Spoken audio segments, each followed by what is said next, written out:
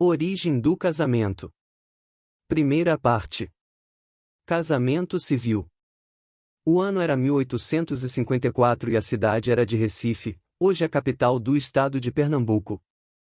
Esses jovens filhos dos protestantes ou tinham o casamento negado pelos padres católicos ou não se submetiam a receber o batismo romano nem tampouco a praticar toda a idolatria peculiar àquela igreja e, portanto, viam-se em tremenda dificuldade para oficializarem suas uniões, já que as igrejas protestantes eram desconsideradas como instituição com autoridade para tal, sendo que reuniões às escondidas eram comuns para que se celebrassem os casamentos entre os crentes por aqui.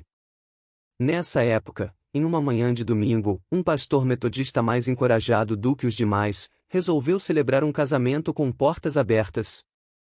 Na plateia havia um delegado de polícia que, sabe-se lá o que fazia por ali, algemou o pastor e o levou preso em flagrante sob a acusação de exercício ilegal de profissão, já que os pastores não tinham autoridade para isso.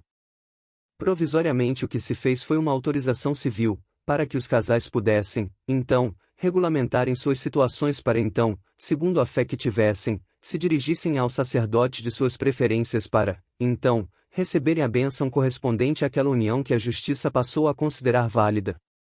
Note-se que por todo o mundo não havia casamento civil.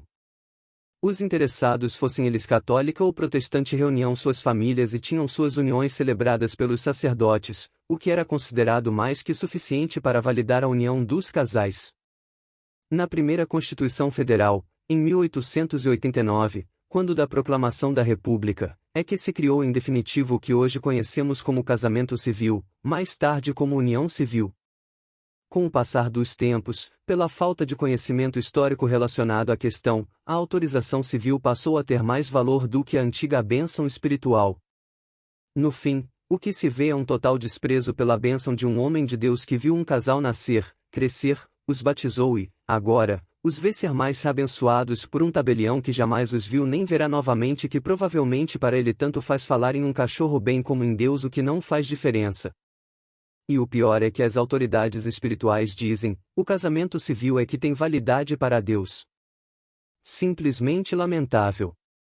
Do casamento religioso com efeitos civis e o novo Código Civil. Primeiro. Considerações preliminares. É inegável a influência que a Igreja possui em matéria familiar, sobretudo quando se trata do casamento. Orlando Gomes, no primeiro capítulo da obra Direito de Família, já afirma que não se pode omitir a influência da Igreja, por sua doutrina e ação, na elaboração do Estatuto da Família. A religião e a moral influem na formação dos costumes familiares e, portanto, na legislação que o Estado dita para regular a constituição da família e as relações provenientes. É curioso notar que, ainda hoje, persiste no povo brasileiro a ideia da necessidade das duas cerimônias, a religiosa e a civil. Segundo. De Trento ao Rio de Janeiro. O casamento civil surgiu, dentre outros fatores, da preocupação da Igreja Católica com os casamentos clandestinos e da necessidade de parametrização, normatização da matéria, uma vez que com o nascimento do anglicanismo, católicos passaram a não reconhecer os casamentos celebrados por protestantes e vice-versa. O casamento cristão, ao contrário do que se poderia imaginar, não é tão antigo quanto o cristianismo. O casamento tal como conhecemos atualmente é uma invenção medieval e se casar na igreja só se tornou prática corrente no século XIII. Nos moldes atuais, o casamento civil foi instituído na Holanda, em 1580. Naquele país, todos os não-calvinistas deveriam se casar perante o magistrado civil. Aos judeus, dispensava-se, aos calvinistas, facultava-se.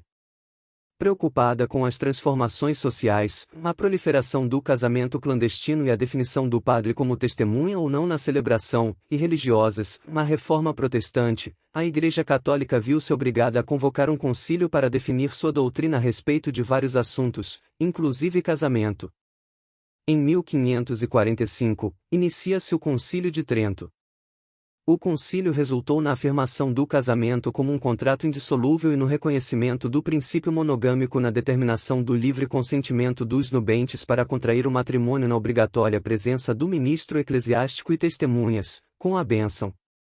A Igreja caminha soberana disciplinando o casamento até o século XVIII, com a Revolução Francesa, que inaugura o começo do período do casamento civil, obrigatório, determinando, a Constituição de 3 de setembro de 1791, no artigo 7º, título 2, que a lei considera o casamento somente como um contrato civil. Em Portugal, o Alvará de 12 de setembro de 1564 publicou e mandou observar as disposições do Sagrado Concílio Tridentino em todos os domínios da monarquia portuguesa e, por conseguinte, no Brasil.